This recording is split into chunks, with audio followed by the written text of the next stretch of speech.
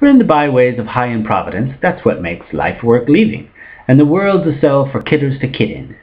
Let young women run away with the story, and yet let young men talk smooth behind the butler's back. She knows her night's duty while Luntum sleeps. "Did you save any tin?" says he. "Did I what?" with a grin says she.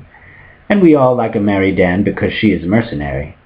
Though the length of the land lies under liquidation, flute, and there's ne'er a hairbrow nor an eye-bush on this glabrous face of hair-shoofed water welt, she'll loan a Vesta and hire some peat, and search the shores for her cockles to heat, and she'll do all a turf woman can to piff the business on. Paff, to puff the blaziness on. Puff, puff. And even if Humpty shall fall frumpty times as awkward again in the beard's boozaloom, of all our grand remonstrancers, there'll be eggs for the breakers to come mourn him, sunny side up with care. So true is it that there wears a turnover the tay is wet too, and when you think you catch sight of a hind, make sure but you're cocked by a hen.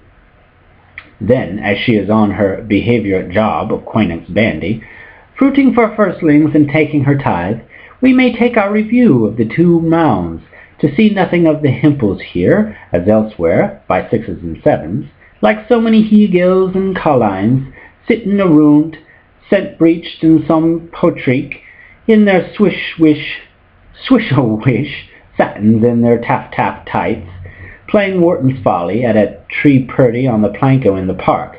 "Stand up, Mikos! Make straight for Minna's! By order, Nicholas Proud." We may see and hear nothing, if we choose, of the short-legged Bergens off Cork Hill, or the Bergamores of Arbor Hill, or the Berga Gambles of Summer Hill, or the Bergen Sullys of Misery Hill, or the country boss Bergens of Constitution Hill, though every crowd has its several tones, and every trade has its clever mechanics, and each harmonical has a point of its own, Olaf's on the rise, and Ivor's on the lift, and Citrix places between them. But all they're scraping along to sneeze out a likelihood that will solve and salve life's robulus rebus, hopping round his middle like kippers on a griddle, as he lays dormant from the macroborg of Holdhard to the microberg of Pied de Poudre. Behold this,